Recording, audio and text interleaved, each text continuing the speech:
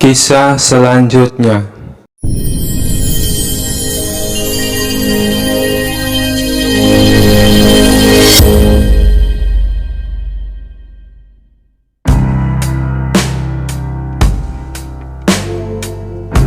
Assalamualaikum semuanya. Apa kabar kalian? Semoga dalam keadaan sehat dan dilancarkan rezekinya oleh Allah. Amin ya robbal alamin.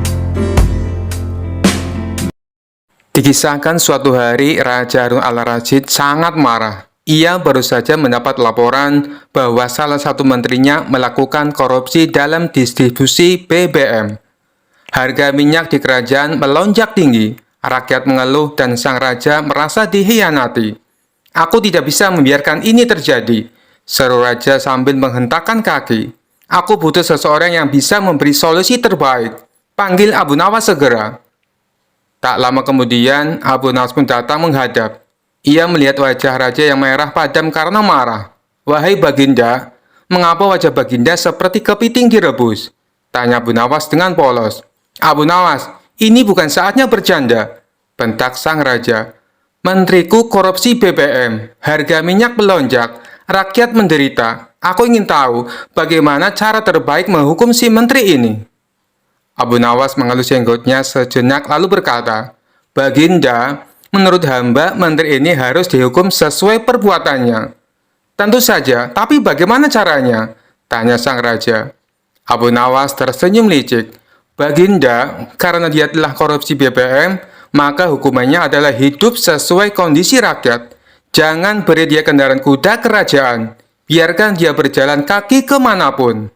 Raja mulai tertarik. Lalu lanjut Abu Nawas, "Karena dia menyebabkan harga minyak naik, jangan beri dia makanan yang digoreng atau dimasak dengan minyak. Biarkan dia hanya makan makanan rebus dan mentah selama setahun." Menteri yang korup itu langsung pucat pasi. Ia mencoba membela diri. "Ampun Baginda, hukuman ini terlalu berat. Lebih baik saya dikurung di penjara saja." Abu Nawas tertawa. Rupanya Tuan Menteri lebih takut kehilangan minyak untuk memasak daripada kehilangan kebebasannya. Raja pun tertawa terbahak-bahak dan berkata, "Abu Nawas, ide hukumanmu sangat cerdik. Mulai sekarang, siapapun yang korupsi harus merasakan akibat dari perbuatannya sendiri." Seisi istana tertawa, kecuali sang menteri yang hanya bisa pasrah menerima hukuman. Kisah selanjutnya.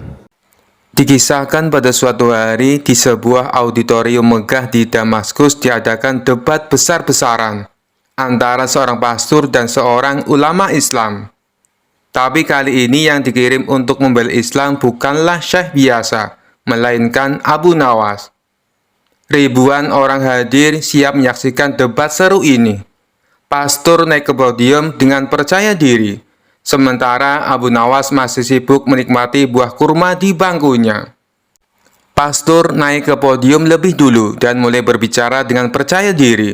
"Kalian umat Islam selalu melarang penyembahan berhala. Tapi kalian semua sujud menghadap Ka'bah yang jelas-jelas terbuat dari batu. Apa bedanya dengan patung singa yang juga terbuat dari batu? Kalau patung singa tidak boleh disembah, kenapa Ka'bah boleh dihadapi?"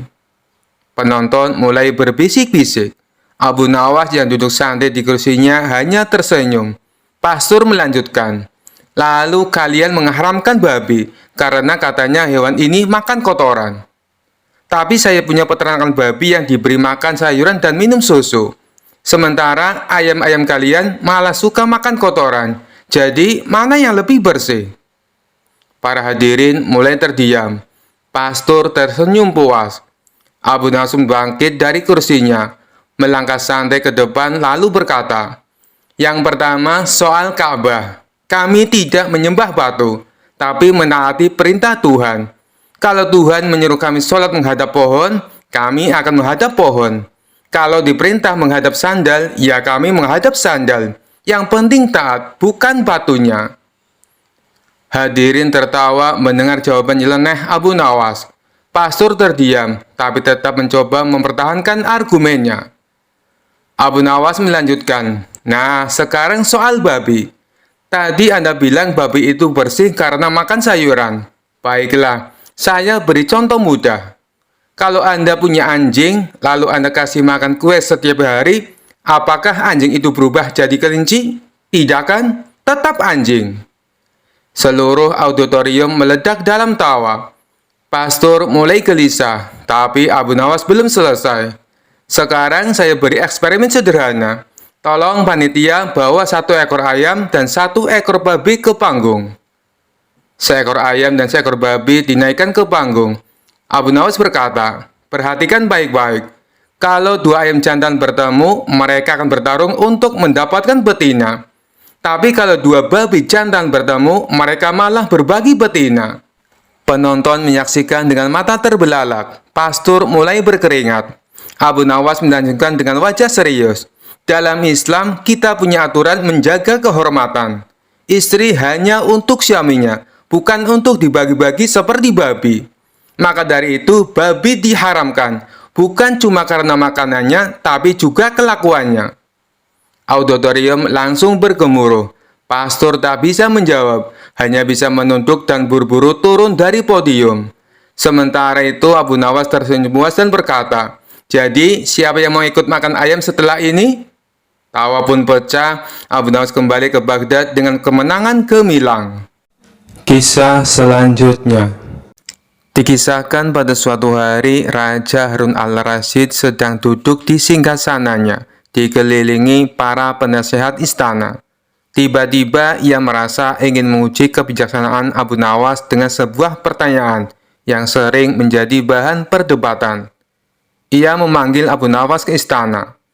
Setelah Abu Nawas tiba, Raja berkata, Abu Nawas, aku punya pertanyaan untukmu. Kenapa Allah menciptakan kejahatan di dunia ini?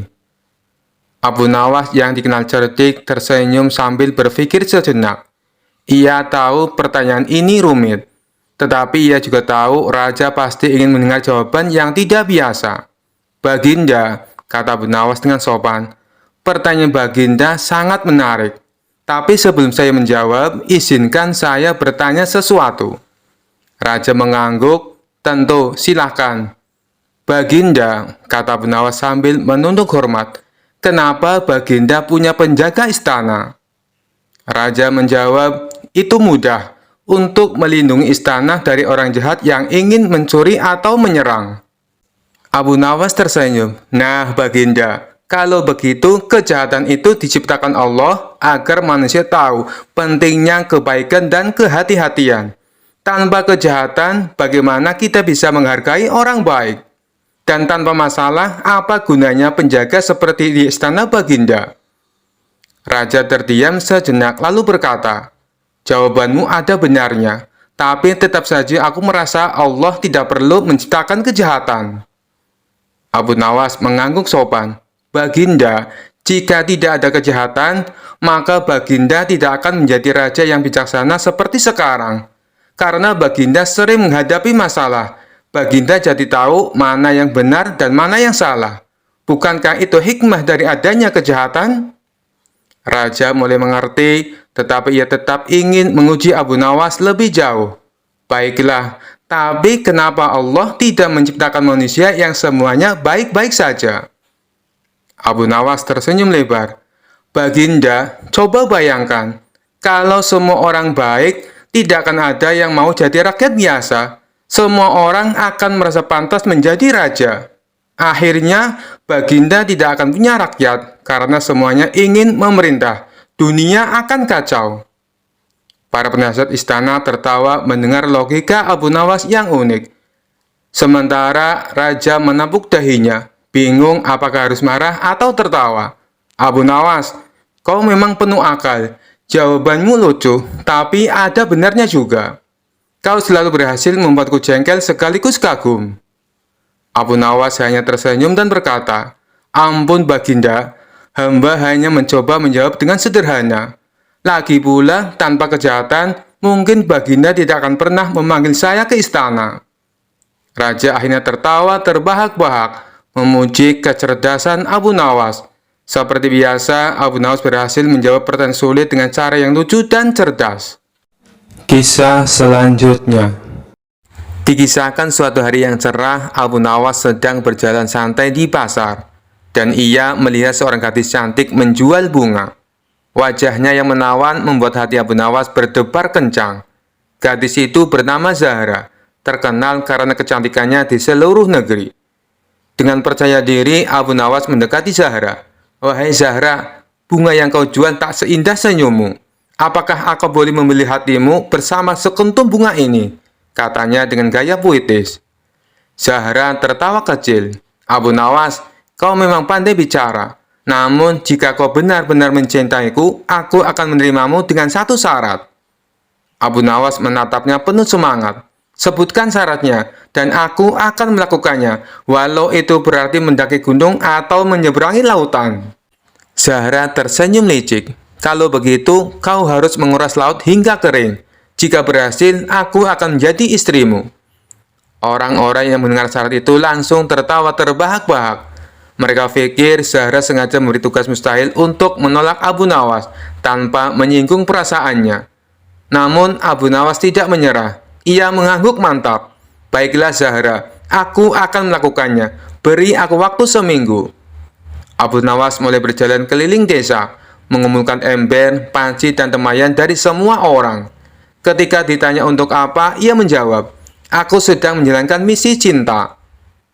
Abu Nawas tiba di tepi laut membawa semua wadah. Dengan penuh semangat, ia mulai menimba air laut menggunakan sendok kecil, memasukkannya ke dalam ember. Setiap orang yang lewat menonton dengan heran. "Abu Nawas, apa yang kau lakukan? Laut ini tak akan pernah kering," kata seorang nelayan sambil tertawa. "Biarkan aku mencoba. Kalau berhasil, aku akan menikahi Zahra," jawab Abu Nawas sambil tersenyum. Mengetahui bahwa usahanya tidak mungkin selesai sendiri, Abu Nawas memutuskan meminta bantuan Raja Harun al-Rasyid. Ia menulis surat, "Yang mulia Raja, saya sedang menjalankan tugas besar, menguras laut demi cinta. Namun untuk sukses saya butuh bantuan Anda, mengirim angin agar air laut cepat mengering. Mohon pertimbangkan." Raja yang membaca surat itu langsung tertawa. Ia memutuskan untuk menemui Abu Nawas di tepi laut. "Abu Nawas, ini tugas mustahil. Mengapa kau melakukan ini?" tanya Raja. Abu Nawas tersenyum santai. "Baginda, jika aku gagal, maka aku telah berusaha dengan cinta. Namun jika Anda membantu, aku yakin laut ini bisa kering lebih cepat." Raja yang sudah mengenal kelicikan Abu Nawas akhirnya mengerti maksud tersembunyi di balik kata-katanya. Raja memanggil Zahra ke istana. Di depan banyak orang, Raja berkata, "Zahra, Abu Nawas telah melakukan apa yang kau minta. Ia berjuang siang dan malam menguras laut. Tidakkah kau melihat ketulusannya?" Zahra yang awalnya ingin menguji Abu Nawas akhirnya tersentuh. "Tuanku Raja, aku tidak menyangka Abu Nawas seberani ini. Aku bersedia menikah dengan Abu Nawas." Mendengar itu, Abu Nawas tersenyum lebar. "Wahai Zahra, ternyata menguras laut tidak sesulit menguras hatimu." Orang-orang tertawa riuh. Cinta dan kecerdikan Abu Nawas akhirnya membawa kebahagiaan, dan pernikahan mereka pun dirayakan dengan meriah. Kisah selanjutnya. Dikisahkan suatu hari ada seorang pendeta sombong yang datang ke kota Baghdad. Ia ingin menunjukkan bahwa dirinya lebih pandai dari semua orang, termasuk para ulama Islam. Dengan penuh percaya diri, ia berdiri di tengah pasar dan berteriak, "Wahai penduduk Baghdad, aku ingin menantang siapapun untuk berdebat denganku. Jika kalian bisa mengalahkanku dengan akal dan ilmu, aku akan mengakui bahwa aku salah." Penduduk Baghdad saling berpandangan. Tak ada yang berani maju. Mereka tahu bahwa pendeta itu terkenal cerdas dan licik dalam berdebat. Namun tiba-tiba Abu Nawas yang terkenal kocak dan cerdik maju ke depan. Dengan santai ia berkata, "Aku menerima tantanganmu, wahai pendeta. Mari kita mulai." Pendeta itu tersenyum sinis. "Baik, aku akan menguji bacaan Al-Quran yang kalian baca. Aku pernah mendengar bahwa dalam Al-Quran ada ayat yang berbunyi, 'Celakalah orang-orang yang sholat.' Bukankah itu aneh? Bagaimana bisa Al-Quran mencela orang yang sholat?" Penduduk Baghdad terdiam. Mereka tahu bahwa pendeta itu sengaja hanya mengutip setengah ayat untuk menyesatkan pemahaman orang-orang. Namun Abu Nawas hanya tersenyum. "Wahai pendeta, aku juga ingin menguji kitab sucimu," katanya. Pendeta itu tertawa. "Silakan, tanyakan apa saja." Abu Nawas berkata, "Baiklah, aku pernah membaca dalam kitab sucimu. Janganlah kamu mendekati ibadah." Aku tidak ingat lanjutannya, tapi karena itu tertulis di kitabmu, berarti ibadah memang dilarang, bukan? Pendeta itu langsung berteriak, "Tidak, kau telah memotong ayat. Kalimat lengkapnya adalah, janganlah kamu mendekati ibadah dalam keadaan mabuk." Abu Nawas tertawa. "Nah, begitu pula dengan ayat yang kau sebutkan tadi. Kalimat lengkapnya adalah, celakalah orang-orang yang sholat, yaitu orang-orang yang lalai dalam sholatnya. Jadi bukan sholatnya yang dicela, melainkan orang-orang yang malas dan tidak khusyuk." Pendeta itu langsung terdiam. Wajahnya memerah, malu karena jebakannya sendiri berbalik kepadanya. Penduduk Baghdad yang tadi diam kini tertawa dan bersorak. Mereka bertepuk tangan sambil berkata, "Hidup Abu Nawas, hidup kecerdasan." Akhirnya pendeta itu pergi dengan wajah merah padam. Sementara Abu Nawas kembali ke rumahnya dengan santai, menikmati kemenangan tanpa perlu marah-marah. Kisah selanjutnya. Dikisahkan di suatu pagi yang cerah, raja duduk di singgasana dengan wajah kesal. Penyebabnya, ketua umum partai terbesar di kerajaan yang selalu merasa paling berkuasa. Ketua partai itu sering sesumbar. "Tanpa dukungan partaiku, kerajaan ini tidak akan berjalan. Aku seharusnya lebih dihormati." Bahkan ia mulai berani menyindir raja di depan umum, mengatakan bahwa tanpa dirinya, raja hanyalah seorang lelaki dengan mahkota. Mendengar itu, raja geram. Tapi sebelum mengambil tindakan keras, ia memanggil Abu Nawas untuk menyelesaikan masalah ini dengan cara yang lebih halus. "Abu Nawas, aku lelah mendengar ocehan ketua partai itu. Bisa kau buat dia diam tanpa aku harus mengusirnya?" Abu Nawas tersenyum. "Serahkan padaku, Baginda. Saya akan memberikan pelajaran yang tak akan dia lupakan." Suatu hari, Abu Nawas mengundang ketua partai itu ke istana dengan alasan ada penghargaan khusus dari raja untuknya. Ketua partai datang dengan penuh kebanggaan. "Akhirnya raja sadar bahwa aku sangat penting bagi kerajaan," katanya dengan angkuh. Saat ia tiba, Abu Nawas menyambutnya dengan sebuah kursi besar yang dihiasi emas di tengah aula istana. "Silakan duduk, Tuan Ketua. Kursi ini disiapkan khusus untuk Anda," kata Abu Nawas. Ketua partai itu tersenyum lebar dan duduk dengan bangga. Tapi tiba-tiba kursi itu runtuh seketika. Ketua partai jatuh terjerembab ke lantai dengan wajah kaget. Semua yang melihatnya tertawa. "Apa-apaan ini, Abu Nawas?" teriaknya dengan marah. Abu Nawas tetap tenang dan berkata, "Oh, maafkan saya, Tuan Ketua. Kursi ini memang sangat megah, tapi saya lupa satu hal penting." Ketua partai bangkit sambil membersihkan pakaiannya. "Apa itu?" Abu Nawas tersenyum licik. "Kaki kursinya sudah saya lepas sebelumnya. Tanpa kaki, kursi itu tidak bisa berdiri kokoh, kan?" Ketua partai mulai curiga. "Maksudmu apa, Abu Nawas?" Abu Nawas berkata lantang, "Begitu pula dengan kerajaan. Tanpa rakyat dan raja yang adil, partai Anda tidak lebih dari kursi tanpa kaki. Tidak peduli seberapa megahnya. Kalau tidak punya pijakan yang kuat, pasti jatuh juga."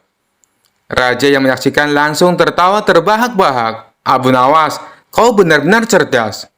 Ketua partai itu langsung terdiam, mukanya merah padam. Ia malu bukan main, dan sejak itu ia tak lagi berani menganggap dirinya lebih berkuasa dari sang raja. Kisah selanjutnya. Dikisahkan suatu pagi, raja sedang berjalan-jalan di taman istana ketika ia menyadari sesuatu yang aneh. Sepasang sepatunya yang sangat mahal, hadiah dari seorang saudagar, hilang entah kemana. Raja pun marah besar dan segera memanggil semua pengawal serta pelayan istana. "Siapa yang berani mencuri sepatuku? Cari sampai ketemu, atau kalian semua akan dihukum," bentak raja dengan wajah merah padam. Para pengawal langsung sibuk mencari ke seluruh sudut istana, tetapi hasilnya nihil. Tidak ada jejak sepatu itu. Raja semakin marah. "Kalau begini, panggil Abu Nawas. Hanya dia yang bisa menyelesaikan masalah ini." Abu Nawas pun datang dengan wajah tenang seperti biasanya. "Abu Nawas," kata raja sambil menatap tajam, "sepatu kesayanganku hilang di dalam istana. Aku ingin kau menemukannya, atau aku akan menjadikanmu sebagai tersangka utama." Abu Nawas mengangguk dengan santai. "Baginda, jika sepatu itu hilang di istana, berarti pelakunya ada di antara orang-orang di istana. Beri saya waktu untuk menemukan pencurinya." Raja setuju dan semua orang di istana dikumpulkan di aula besar. Abu Nawas berdiri di depan umum dan berkata, "Aku punya cara ampuh untuk menemukan pencuri sepatu raja. Di sini ada tongkat-tongkat kayu. Aku akan memberikan masing-masing satu tongkat kepada kalian. Tongkat ini adalah tongkat ajaib." Semua orang terlihat bingung. "Tongkat ini," lanjut Abu Nawas, "akan bertambah panjang 1 jengkal jika dipegang oleh pencuri. Jadi besok pagi kembalikan tongkat ini padaku dan kita akan tahu siapa pencurinya." Setiap orang menerima tongkat dan pulang dengan perasaan gelisah. Keesokan harinya semua orang kembali ke aula dengan membawa tongkat masing-masing. Abu Nawas memeriksa satu persatu tongkat yang dikembalikan. Ketika sampai pada salah satu pelayan, ia langsung menunjuk sambil berkata, "Inilah pencuri sepatu raja." Raja terkejut. "Bagaimana kau bisa tahu?" Abu Nawas tersenyum dan menjelaskan, "Baginda, tongkat ini sebenarnya bukan tongkat ajaib. Saya hanya menakut-nakuti mereka. Pelayan ini karena takut ketahuan telah memotong tongkatnya sendiri agar tidak bertambah panjang. Lihat, tongkatnya lebih pendek dari yang lain."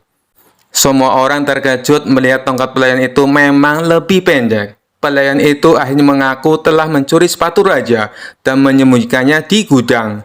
Sepatu pun ditemukan dan raja sangat senang. "Abu Nawas, kau memang cerdas. Aku tak tahu apa yang akan kulakukan tanpa dirimu," ujar raja sambil tertawa lega. Abu Nawas memungkuk hormat dan menjawab, "Terima kasih Baginda. Kalau sepatu hilang lagi, saya siap membantu. Tapi untuk berjaga-jaga, mungkin Baginda harus menyimpan sepatu di tempat yang lebih aman." Semua orang tertawa mendengar itu, termasuk sang raja. Kisah selanjutnya. Dikisahkan pada suatu hari, ada seorang pria yang sombong dan suka menghujat Allah di pasar kota Baghdad. Ia sering berteriak lantang, "Jika Allah itu ada, buktikan pada aku. Aku bahkan tidak takut padanya. Aku bisa melakukan apapun, termasuk minum racun, tanpa terluka." Orang-orang yang mendengar ucapan itu geram, tetapi tak ada yang berani melawan pria itu, karena badannya besar dan bicaranya kasar. Raja Harun al-Rasyid yang mendengar kabar itu meminta Abu Nawas untuk menghadapinya.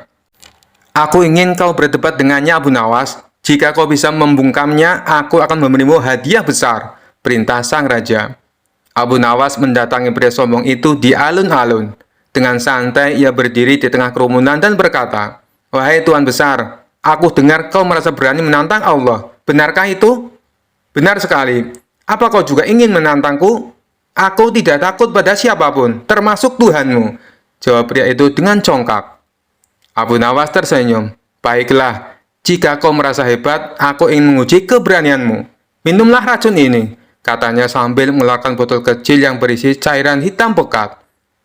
Pria itu sedikit terkejut, tetapi ia tidak ingin terlihat takut di depan banyak orang. "Apa racun ini benar-benar mematikan?" tanyanya ragu.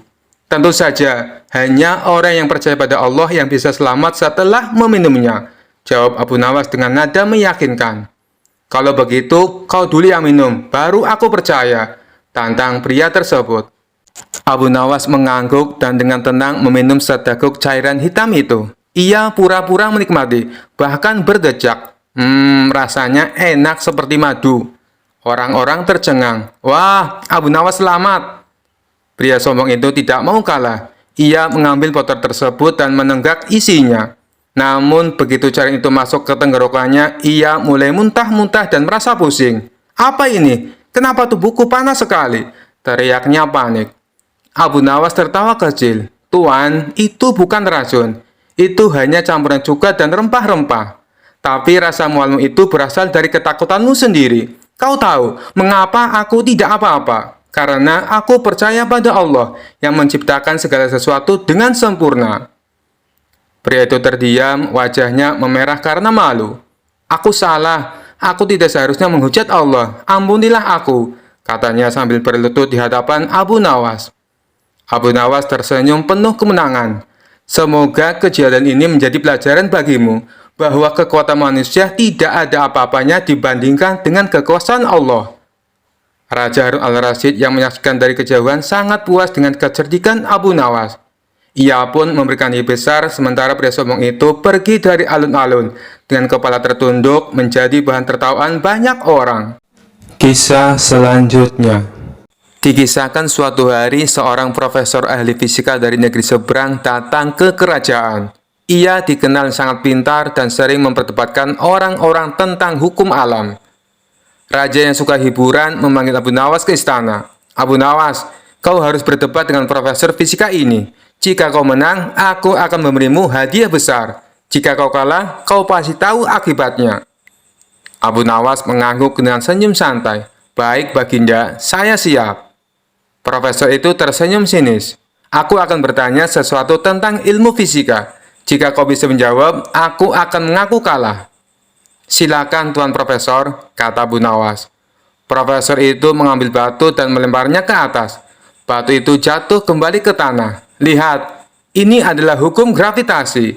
Semua benda yang dilempar ke atas pasti akan jatuh ke bawah. Sekarang, coba kau bantah teoriku. Abu Nawas berpikir sejenak. Lalu ia berdiri, mengambil sorbannya dan melemparnya ke atas. Karena sorbannya ringan dan angin sedang bertiup, sorban itu justru terbang dan melayang-layang di udara sebelum jatuh jauh dari tempatnya berdiri. Lihat, kata Abu Nawas, benda yang dilempar ke atas tidak selalu jatuh ke bawah. Buktinya, sorban saya malah terbang. Profesor terdiam. Ia mencoba menjelaskan. Itu karena angin yang meniupnya. Abu Nawas tersenyum. Oh, jadi sekarang ada faktor lain selain gravitasi. Berarti teori Anda tidak selalu benar. Semua orang di sana tertawa. Raja pun mulai menikmati perdebatan ini. Profesor mulai kesal. Ia mengambil gelas air dan menuangkannya ke tanah. Lihat ini Abu Nawas. Air selalu mengalir ke bawah. Itu hukum alam. Tidak ada air yang mengalir ke atas. Abu Nawas mengangguk. Ia lalu mengambil sendok dan mencelupkannya ke dalam gelas. Kemudian ia meniup permukaan air dengan mulutnya. Air pun muncrat ke atas. Nah, lihat, saya baru saja membuat air mengalir ke atas, katanya dengan bangga. Raja tertawa terbahak-bahak. Profesor mulai berkeringat. Aku punya satu pertanyaan terakhir, kata profesor. Jika kau benar-benar pintar, coba jelaskan, mengapa bulan bisa tetap menggantung di langit tanpa jatuh? Abu Nawas menggaruk kepala lalu tersenyum. Mudah sekali. Itu karena bulan tidak punya ibu mertua yang menyuruhnya turun untuk membeli beras. Semua orang tertawa terbahak-bahak, termasuk sang raja. Profesor pun menyerah. Baiklah, aku kalah. Ilmuku tidak bisa mengalahkan kecerdikanmu, katanya pasrah. Raja yang sangat puas dengan hiburan ini memberikan hadiah besar kepada Abu Nawas. Dan seperti biasa, Abu Nawas berhasil menang. Bukan dengan ilmu fisika, tapi dengan logika yang kocak dan tak terbantahkan. Kisah selanjutnya. Dikisahkan di sebuah desa tersiar kabar bahwa dua orang sakti bernama Bahlul dan Jahil ingin mencelakai Abu Nawas. Mereka merasa reputasi mereka terganggu karena Abu Nawas selalu dianggap lebih cerdas daripada mereka yang memiliki kekuatan luar biasa. Suatu hari Bahlul dan Jahil mendatangi Abu Nawas di rumahnya. Abu Nawas, kami ingin mengajakmu bermain sebuah permainan. Jika kau kalah, kau harus mengakui bahwa kami lebih hebat darimu, kata Bahlul. Abu Nawas yang mencium gelagat tidak baik dengan tenang menjawab, permainan apa itu tuan-tuan sakti? Kami akan membawa sebuah peti misterius ke tengah hutan. Jika kau bisa menemukan dan membuka peti itu tanpa bantuan siapapun, kami akan mengakui kecerdikanmu. Tapi jika gagal, bersiaplah untuk malu di depan raja, ujar Jahil dengan senyum licik. Abu Nawas berpikir sejenak lalu setuju. Baiklah, tapi pastikan aku memiliki waktu untuk mempersiapkan diri, katanya. Esok harinya mereka bertiga menuju hutan. Bahlul dan Jahil membawa peti yang berat, lalu menguburnya di bawah pohon besar. Mereka tertawa kecil, yakin Abu Nawas tidak akan menemukannya, karena mereka telah merapal mantra gaib pada peti tersebut. Baik Abu Nawas, kami akan meninggalkanmu di sini. Kau punya waktu hingga matahari terbenam, kata Bahlul sambil tertawa puas. Setelah mereka pergi, Abu Nawas duduk tenang di bawah pohon. Ia mengamati sekitar, lalu berteriak, "Wahai pohon besar, beritahukan aku rahasia yang disembunyikan oleh dua orang bodoh tadi." Tentu saja pohon itu tidak menjawab. Tapi tiba-tiba Abu Nawas berdiri dan memukul batang pohon dengan sandal kayunya sambil berteriak, "Keluarkan rahasiamu, atau aku akan mendebangmu." Dari kejauhan, Bahlul dan Jahil mengintip, penasaran dengan apa yang dilakukan oleh Abu Nawas. Mereka mulai khawatir karena melihat Abu Nawas tampak serius berbicara dengan pohon. "Aku hitung sampai 3. 1, 2, teriak Abu Nawas semakin keras. Takut peti mereka benar-benar ditemukan, Jahil berbisik kepada Bahlul. "Dia tahu. Cepat kita keluarkan peti itu sebelum pohon mengkhianati kita." Mereka pun berlari ke pohon, menggali dengan tergesa-gesa dan mengeluarkan peti tersebut. "Ini Abu Nawas, kau memang cerdas. Pohon ini sudah memberitahumu," ujar mereka ketakutan. Abu Nawas tertawa terbahak-bahak sambil berkata, "Terima kasih pohon besar karena telah membantu aku menang." Bahlul dan Jahil pergi dengan malu, sementara Abu Nawas pulang ke rumah dengan senyum puas karena telah mengalahkan mereka tanpa harus mengotori tangan sendiri. Kisah selanjutnya dikisahkan suatu hari Abu Nawas sedang bersantai di depan rumahnya sambil menikmati secangkir teh. Tiba-tiba seseorang tetangganya, Pak Jalal, datang dengan wajah merah padam dan tangan di pinggang. "Abu Nawas, kau telah menghancurkan kehormatanku," teriak Pak Jalal. Abu Nawas kaget, hampir tersedak tehnya. "Astagfirullah, apa maksudmu Pak Jalal?" Pak Jalal menunjuk Abu Nawas dengan penuh emosi. "Kau telah berselingkuh dengan istriku. Aku punya buktinya." Orang-orang mulai berkumpul penasaran dengan keributan itu. Abu Nawas menggaruk kepala dan berkata, "Tunggu dulu, aku bahkan tidak pernah masuk ke rumahmu. Dari mana kau dapat tuduhan aneh ini?" Pak Jalal mengeluarkan selembar surat dan membacanya dengan lantang. "Kekasihku, aku selalu memikirkanmu. Aku ingin segera bertemu dan menghabiskan waktu bersamamu. Aku cinta padamu selamanya." Orang-orang mulai berbisik-bisik. Sementara itu, Abu Nawas menatap surat itu dengan bingung. "Tapi Pak Jalal, ini kan tidak ada namaku." Pak Jalal menjawab dengan penuh percaya diri, "Memang tidak ada namamu, tapi surat ini ditemukan di halaman rumahku. Jadi pasti ini darimu." Abu Nawas berpikir sejenak, lalu tersenyum. "Baiklah, kalau begitu mari kita buktikan kebenarannya." Ia lalu bertanya kepada Pak Jalal, "Siapa yang pertama kali menemukan surat ini?" Pak Jalal menjawab, "Aku sendiri." Abu Nawas mengangguk, "Lalu di mana tepatnya surat ini ditemukan?" Pak Jalal menjawab, "Di halaman rumahku, tepat di depan pintu." Abu Nawas tersenyum semakin lebar. "Wah, kalau begitu, surat ini pasti dari orang yang rumahnya paling dekat dengan halamanmu." Pak Jalal terkejut, "Maksudmu?" Abu Nawas menjelaskan dengan santai, "Begini Pak Jalal, angin bisa membawa surat ini kemana saja. Jika surat ini ditemukan di halaman rumahmu, bukankah kemungkinan besar yang menulisnya adalah istrimu sendiri?" Semua orang langsung terdiam. Pak Jalal melongo. Istrinya yang sejak tadi bersembunyi di balik pintu langsung berteriak, "Astagfirullah, itu surat yang kutulis untukmu suamiku. Aku sengaja meletakkannya di meja. Mungkin terbang tertiup angin." Pak Jalal langsung pucat. Semua orang yang menyaksikan kejadian itu tertawa terbahak-bahak. Abu Nawas menepuk pundak Pak Jalal. "Lain kali sebelum menuduh orang, pastikan dulu kau membaca surat dari istrimu sendiri." Pak Jalal hanya tersenyum malu.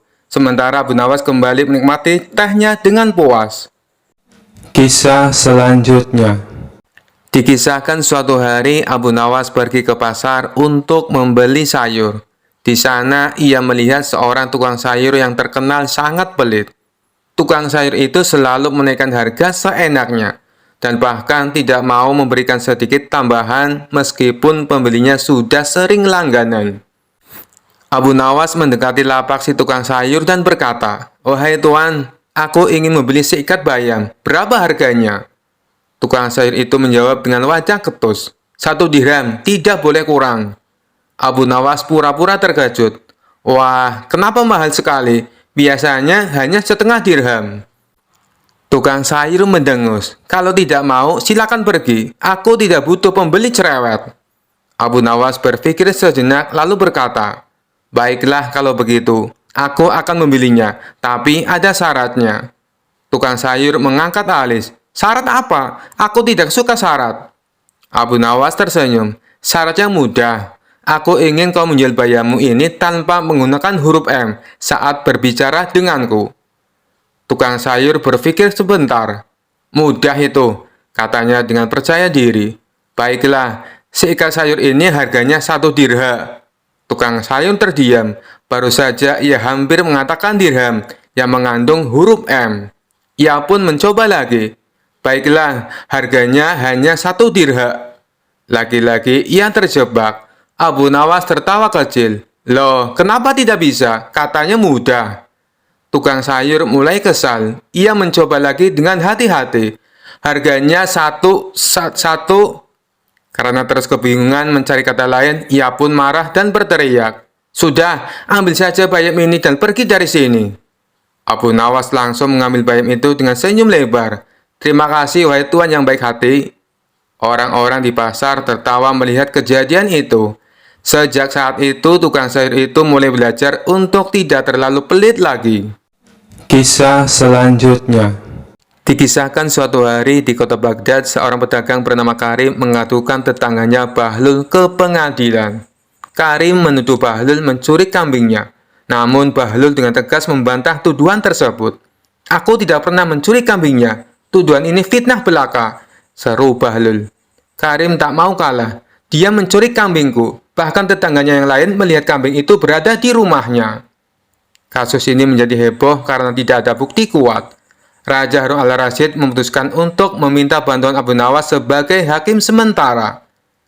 Di ruang sidang, Abu Nawas duduk dengan tenang. Ia memanggil Karim dan Bahlul untuk memberikan penjelasan masing-masing. Karim tetap bersikeras bahwa kambing itu miliknya, sedangkan Bahlul tetap membantah. "Kambing itu milik siapa sebenarnya?" tanya Abu Nawas mengamati kedua pria tersebut. "Milikku," teriak keduanya serentak. Abu Nawas mengelus jenggotnya berpikir. Lalu dengan wajah serius ia berkata, "Baiklah, jika kita tidak bisa memutuskan berdasarkan kata-kata kalian, maka biarkan kambing itu menjadi saksinya." Semua orang di ruang sidang terkejut. "Apa? Kambing jadi saksi?" gumam mereka. Abu Nawas meminta kambing yang diperebutkan itu dibawa ke ruang sidang. Seekor kambing gemuk yang mengembik terus dibawa masuk. Dengan wajah tenang, Abu Nawas pun berkata, "Kambing ini pasti tahu siapa pemiliknya. Aku akan membuktikannya." Ia lalu meminta Karim dan Bahlul berdiri berjauhan. "Sekarang, aku ingin kalian memanggil kambing ini. Siapa yang dipilih kambing ini, dialah pemiliknya."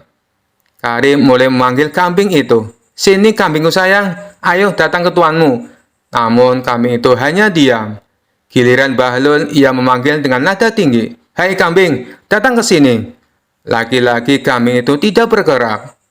Abu Nawas tersenyum lebar. Ia mendekati kambing dan berkata, "Kambing ini tidak tertarik pada kalian, tapi aku tahu cara lain untuk mengungkap kebenarannya." Ia kemudian memerintahkan agar kambing diikat di tempat tertutup. Abu Nawas memanggil pelayan dan memberikan instruksi rahasia. Setelah beberapa saat, pelayan kembali membawa seember air yang penuh kotoran kambing. Abu Nawas tersenyum sambil berkata kepada Karim dan Bahlul, "Aku punya cara terakhir. Siapa yang berani minum air ini, berarti dia benar-benar pemilik kambing." Karim langsung mundur dengan wajah jijik. "Apa? Minum itu? Tidak mungkin." Sementara itu, Bahlul malah tertawa. "Tentu saja aku tidak mau minum itu. Aku bahkan tidak tahu bagaimana kambing itu hidup di rumahku." Abu Nawas tersenyum puas. Akhirnya terungkap. Jika kau pemilik kambing sejati, kau pasti peduli dan rela melakukan apapun demi hewanmu. Karena kalian berdua menolak, aku tahu kambing ini bukan milik salah satu dari kalian. Abu Nawas memutuskan kambing itu diserahkan ke raja sebagai hadiah karena kedua pihak tidak dapat membuktikan kepemilikannya. Semua orang tertawa mendengar putusan tersebut. Sementara Karim dan Bahlul hanya bisa saling melirik malu. Kisah selanjutnya. Dikisahkan suatu hari Abu Nawas sedang bepergian ke kota untuk menghadiri undangan seorang sahabat. Di tengah perjalanan, ia tersesat di sebuah kampung yang tampak sepi. Jalanan gelap, hanya ada beberapa lampu minyak yang berkelip-kelip dari rumah-rumah penduduk. Abu Nawas mulai merasa ada yang aneh. Tiba-tiba sekelompok orang bertubuh besar dengan wajah garang muncul dari balik pepohonan. Salah satu dari mereka yang tampak seperti pemimpin berteriak, "Berhenti! Siapa kau? Dan apa yang kau bawa?" Abu Nawas dengan tenang tanpa rasa takut tersenyum lebar. "Aku hanya seorang musafir biasa, Tuan. Tapi kebetulan aku membawa sesuatu yang sangat berharga." Mendengar kata sangat berharga, mata para begal langsung berbinar-binar. Pemimpin mereka mendekat sambil berkata, "Serahkan barang itu, atau kau tidak akan keluar dari kampung ini hidup-hidup." Abu Nawas dengan santai mengeluarkan sebuah kotak kecil dari tasnya. Kotak itu dihiasi kain berwarna emas, tampak seperti sesuatu yang mahal. "Inilah yang kalian cari," kata Abu Nawas sambil memperlihatkan kotak tersebut. "Namun barang ini sangat berbahaya jika kalian tidak tahu cara menggunakannya." Para begal bingung sekaligus penasaran. Salah satu dari mereka bertanya, "Apa itu? Mengapa berbahaya?" Abu Nawas berpura-pura serius. "Ini adalah pusaka yang hanya bisa dipegang oleh orang-orang yang berani. Jika kalian salah memegangnya, kalian akan terkena kutukan yang mengerikan." Para begal saling pandang. Pemimpinnya berkata, "Aku tidak percaya, buka kotaknya sekarang." Abu Nawas membuka kotak itu perlahan-lahan. Di dalamnya ternyata hanya ada sebuah bawang merah besar. "Bawang ini adalah bawang sakti," kata Abu Nawas. "Jika kalian menyentuhnya tanpa keberanian, kalian akan menangis tanpa henti selama 7 hari 7 malam. Para begal tertawa terbahak-bahak. "Ini hanya bawang merah. Kau pikir kami takut pada bawang?" Pemimpin begal merebut bawang itu dari tangan Abu Nawas. Begitu ia menyentuh bawang tersebut, Abu Nawas berteriak, "Kutukan dimulai!" Tentu saja karena itu bawang merah, mata pemimpin begal langsung terasa pedih. Ia mulai menangis bukan karena takut, tapi karena efek bawang tersebut. Melihat pemimpin mereka menangis, para begal lainnya menjadi panik. Sambil menangis, pemimpin begal berteriak, "Apa yang kau lakukan padaku, musafir licik?" Abu Nawas tersenyum lebar dan berkata, "Aku sudah bilang, hanya orang yang benar-benar berani yang bisa menyentuhnya. Kau harus merenungkan keberanianmu selama 7 hari 7 malam." Saat para begal sibuk mengurus pemimpin mereka yang terus menangis, Abu Nawas dengan cepat mengambil langkah 1000 dan kabur dari kampung tersebut.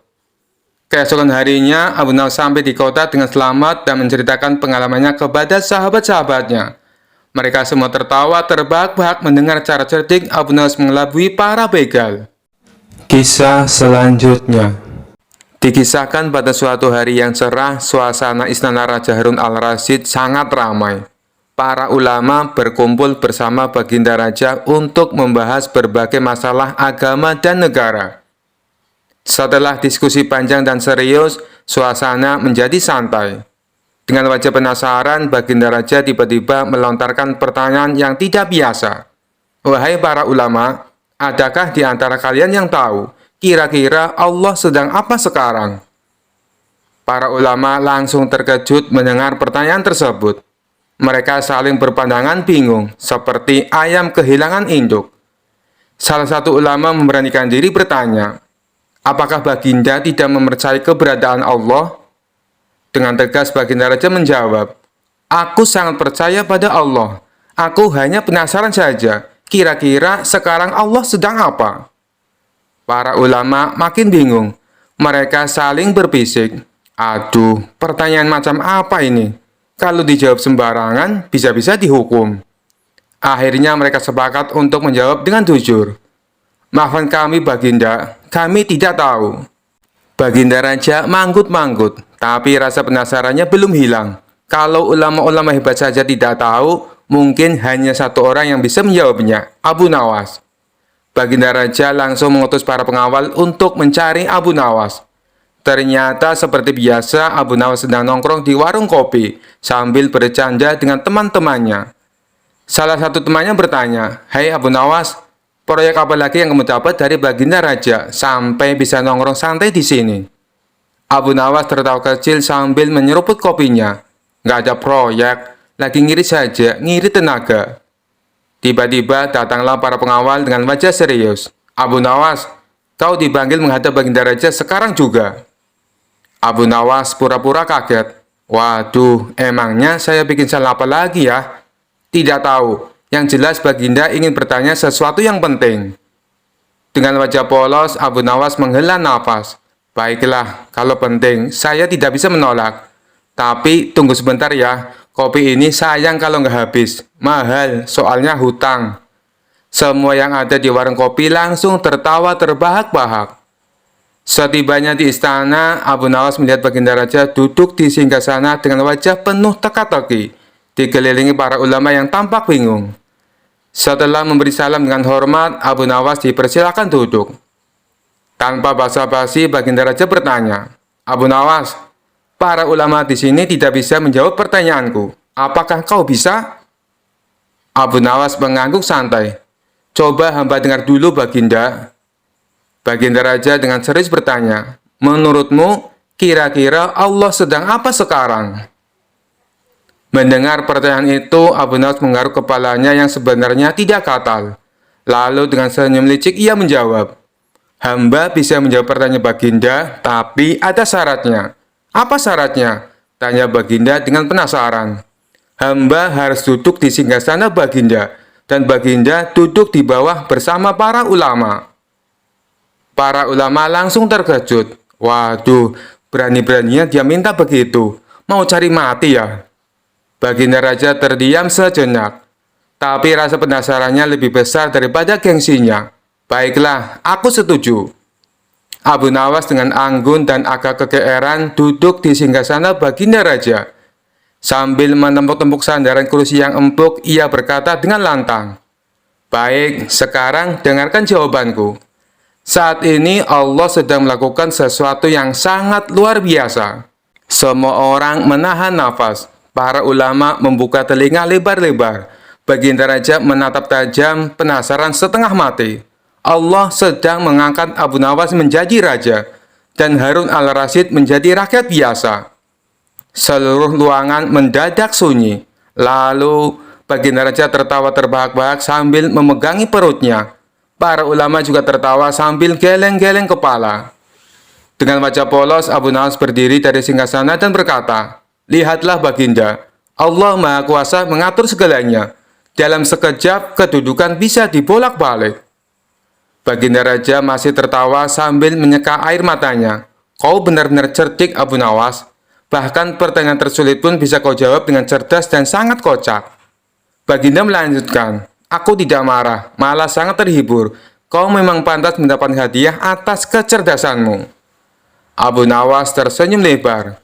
"Terima kasih Baginda. Kalau boleh tahu, hadiahnya bisa dicarikan sekarang kan? Soalnya hutang kopi saya belum lunas."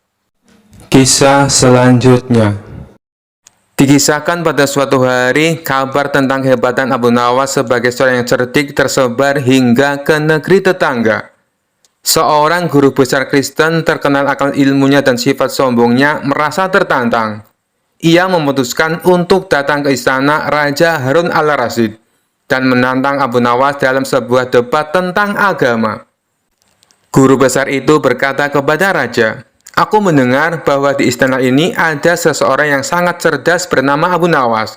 Aku ingin menguji pengetahuannya tentang agama. Kalau dia kalah, aku ingin dia mengakui bahwa agamanya salah dan berpindah ke agamaku." Raja yang tahu kecerdasan Abu Nawas tersenyum dan memanggilnya. "Abu Nawas, ada tantangan untukmu. Aku yakin kau bisa menjawabnya." Abu Nawas datang dengan tenang, mengenakan pakaian sederhana. Ia mengangguk pada raja dan guru besar tersebut.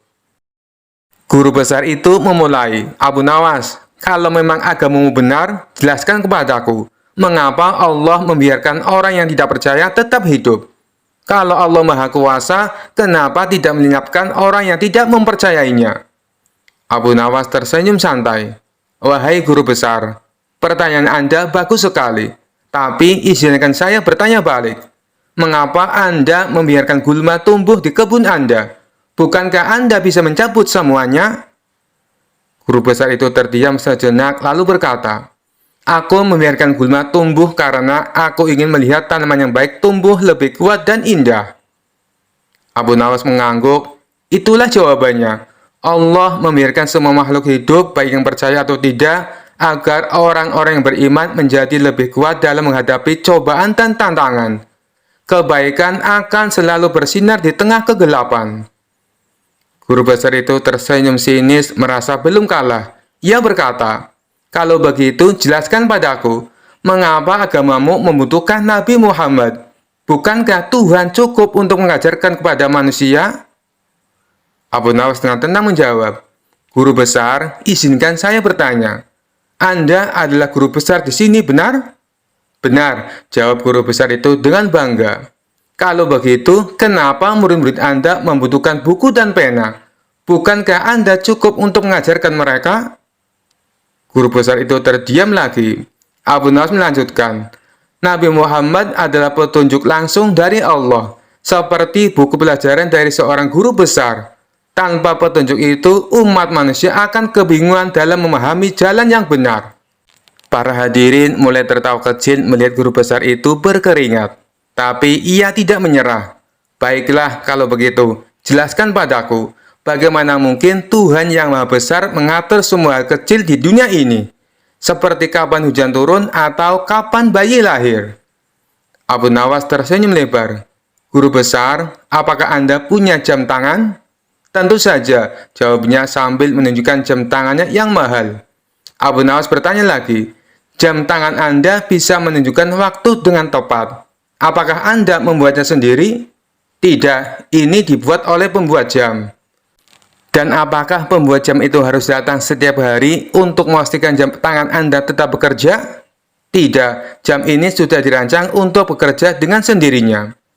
Abu Nawas tersenyum lebih lebar. "Itulah jawaban saya. Allah menciptakan alam semesta dengan kesempurnaan. Dia tidak perlu mengatur setiap detik secara langsung, karena semuanya sudah berjalan sesuai dengan kehendaknya." Guru besar itu terdiam, wajahnya memerah padam. Ia kehabisan akal untuk menjawab. Para hadirin bersorak memuji kecerdasan Abu Nawas. Akhirnya guru besar itu berdiri dan berkata, "Aku mengaku kalah, dan aku melihat kebenaran dalam jawabanmu. Mulai hari ini, aku ingin belajar lebih banyak tentang Islam." Abu Nawas tersenyum rendah hati. "Kebenaran hanya milik Allah. Saya hanya menyampaikan apa yang saya tahu." Raja Harun al-Rasyid tertawa terbahak-bahak. "Abu Nawas, kau selalu tahu cara mengalahkan kesombongan dengan kebijaksanaan. Kau memang tak tergantikan." Kisah selanjutnya. Dikisahkan suatu pagi yang cerah, Abu Nawas sedang duduk di depan rumahnya sambil menikmati secangkir teh hangat. Tiba-tiba seorang tetangga bernama Pak Jalal datang dengan wajah cemberut, membawa seutas tali yang ujungnya terikat bulu ayam. "Abu Nawas, kau pasti tahu ayamku hilang semalam, dan ini?" seru Pak Jalal sambil menunjukkan bulu ayam. "Aku menemukan bulu ayam ini di depan rumahmu. Kau pasti mencurinya." Abu Nawas terkejut, tapi ia tetap tenang. Dengan gaya santai, ia menatap bulu ayam itu dan berkata, "Pak Jalal, ini hanya bulu ayam. Mana buktinya kalau aku yang mencuri ayammu?" "Jangan pura-pura, Abu Nawas, kau pasti pelakunya," bentak Pak Jalal. "Baiklah," kata Abu Nawas sambil tersenyum. "Kalau begitu, mari kita pergi ke hakim untuk menyelesaikan masalah ini." Mereka pun pergi ke rumah hakim. Di sana Pak Jalal menjelaskan bahwa ia menemukan bulu ayam di depan rumah Abu Nawas dan menuduh Abu Nawas sebagai pencurinya. Hakim mengangguk-angguk, lalu bertanya kepada Abu Nawas, "Bagaimana pembelaanmu, Abu Nawas?" Dengan tenang Abu Nawas menjawab, "Yang mulia, jika bulu ayam di depan rumah saya dijadikan bukti bahwa saya mencuri ayam, maka jika saya menemukan rambut di depan rumah Pak Jalal, apakah itu berarti saya boleh menuduh Pak Jalal mencuri istri saya?" Hakim dan semua orang yang mendengar itu langsung tertawa terbahak-bahak. Pak Jalal pun terdiam dengan wajah merah padam karena malu. Hakim berkata, "Pak Jalal, tuduhanmu tidak berdasar. Hanya karena ada bulu ayam di depan rumah Abu Nawas, bukan berarti dia mencuri ayammu. Ulanglah dan carilah ayammu dengan cara yang benar." Pak Jalal akhirnya pergi dengan wajah kesal. Sementara Abu Nawas pulang ke rumahnya sambil tersenyum puas. Sejak saat itu tidak ada lagi yang berani menuduh Abu Nawas tanpa bukti yang jelas. karena mereka tahu betapa cerdiknya Abu Nawas. Kisah selanjutnya. Suatu hari Abu Nawas menerima undangan dari seorang saudagar kaya di kota sebelah. Untuk sampai ke sana, ia harus melewati sebuah hutan yang dikenal sebagai hutan keramat. Orang-orang di desa sudah memperingatkannya bahwa banyak yang pernah tersesat di sana dan tidak pernah kembali lagi. Namun seperti biasa, Abu Nawas dengan santai berkata, "Apalah artinya hutan keramat bagi orang sekeren aku? Bahkan setan pun mungkin akan meminta tanda tanganku."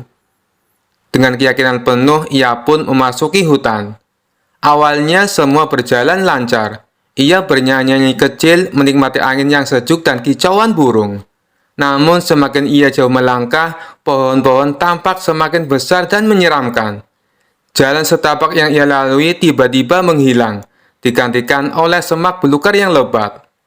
Saat mencari jalan keluar, Abu Nawas bertemu dengan seorang pria tua berjanggut panjang yang tiba-tiba muncul dari balik pohon. "Siapa kau orang asing? Berani-beraninya kau masuk hutan ini tanpa izin," kata pria itu dengan suara berat. Abu Nawas tersenyum lebar. "Maafkan saya, Pak Janggut Panjang, saya hanya seorang musafir yang tersesat. Tapi kalau Anda mau, saya bisa jadi tamu kehormatan Anda." Pria tua itu tertawa kecil. "Hutan ini bukan tempat untuk bercanda. Kau harus membuktikan keberanianmu, atau tidak akan bisa keluar dari sini." Pria tua itu membawa Abu Nawas ke sebuah tempat terbuka. Di sana, bayangan aneh muncul di tanah, menari-nari tanpa ada orang yang bergerak. "Kalau kau bisa menari lebih baik dari bayangan ini, aku akan membiarkanmu lewat," kata pria itu. Abu Nawas memutar otak. Ia lalu mengeluarkan sehelai kain dari kantongnya dan mulai menari sambil melambai-lambaikan kain itu. Gerakannya sangat aneh, seperti ikan yang melompat dari air. Pria tua itu heran. "Apa yang kau lakukan? Itu bukan menari, itu seperti kau sedang kesurupan." Abu Nawas tertawa. "Ini seni kontemporer, Pak Tua. Kalau bayangan itu bisa menari bebas, kenapa saya tidak?" Pria tua itu tertawa terbahak-bahak dan membiarkan Abu Nawas melanjutkan perjalanan. Di tengah perjalanan, Abu Nawas melihat patung-patung menyeramkan yang tampak seperti manusia nyata. Pria tua itu berkata, "Salah satu dari mereka adalah manusia hidup yang terjebak kutukan. Temukan dia jika kau ingin keluar." Abu Nawas mendekati setiap patung dan berkata, "Hei, siapa yang ingin bebas? Angkat tangan sekarang juga." Semua patung diam, kecuali satu yang refleks mengangkat tangannya. Ternyata dia adalah manusia yang terkutuk. Abu Nawas tertawa. "Lihat, saya bahkan bisa membuat patung angkat tangan. Sekarang, biarkan saya lewat." Pria itu terkejut dengan kecerdikan Abu Nawas, dan akhirnya mengizinkannya untuk pergi. Setelah melalui berbagai tantangan, Abu Nawas akhirnya menemukan jalan keluar.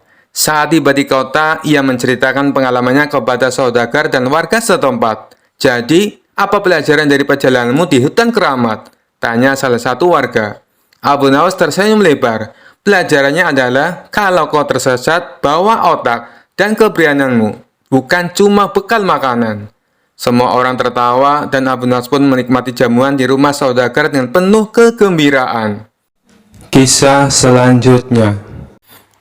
Dikisahkan suatu hari Abu Nawas sedang berjalan-jalan di pasar. Karena cuaca sangat panas, ia memutuskan untuk berteduh di bawah pohon sambil menikmati angin sepoi-sepoi. Tiba-tiba seekor kambing yang melompat dari gerobak pedagang jatuh tepat di kepala Abu Nawas. "Aduh!" teriak Abu Nawas sambil memegangi kepalanya. Pedagang kambing segera menghampiri. "Maaf Abu Nawas, kambingku tidak sengaja jatuh." Abu Nawas hanya menatapnya dengan bingung. "Siapa kau?" tanyanya. "Aku pedagang kambing," jawab si pedagang. Abu Nawas menggeleng. "Apa itu pedagang kambing? Dan siapa aku ini?" Orang-orang mulai berkerumun. Salah satu teman Abu Nawas datang dan bertanya, "Abu Nawas, kau kenapa?" Abu Nawas mengerutkan dahi. "Abu Nawas? Siapa itu? Aku tidak kenal." Semua orang saling pandang. Ya ampun, Abu Nawas kehilangan ingatannya. Kabar Abu Nawas lupa ingatan menyebar ke seluruh kota. Orang-orang mencoba mengalihkan ingatannya dengan berbagai cara. Seorang sahabatnya berkata, "Abu Nawas, kau adalah orang paling cerdas di negeri ini." Abu Nawas menggeleng, "Aku tidak tahu, tapi kalau aku cerdas, kenapa aku lupa?" Lalu ada seorang penjaga istana datang dan berkata, "Abu Nawas, Raja sangat menyayangimu." Abu Nawas dengan polos menjawab, "Siapa itu Raja? Apakah dia juga kehilangan ingatan seperti aku?" Semua orang semakin panik. Akhirnya kabar ini sampai ke telinga Raja Harun al-Rasyid. Sang Raja pun memanggil Abu Nawas ke istana. Di istana, Raja Harun al-Rasyid tersenyum dan berbisik kepada menterinya, "Aku tahu cara mengembalikan ingatannya." Raja lalu berkata keras, "Tangkap Abu Nawas, masukkan dia ke dalam penjara." Abu Nawas yang tadinya tampak kebingungan tiba-tiba meloncat, "Apa? Jangan, aku tidak mau dipenjara." Raja tersenyum, "Hah? Kau sudah ingat siapa dirimu?" Abu Nawas terdiam sejenak lalu tersenyum canggung. "Sepertinya ingatanku sudah kembali, Baginda." Semua orang tertawa terbahak-bahak. Raja pun berkata, "Abu Nawas, kau memang bisa lupa banyak hal, tapi kalau soal penjara pasti langsung ingat." Abu Nawas hanya bisa menggaruk kepala sambil tertawa. "Sepertinya kepalaku butuh helm, supaya tidak tertimpa kambing lagi." Sekian dulu perjumpaan kita kali ini. Sampai bertemu lagi di kisah-kisah selanjutnya. Terima kasih yang sudah subscribe dan setia menonton channel ini. Wassalamualaikum warahmatullahi wabarakatuh.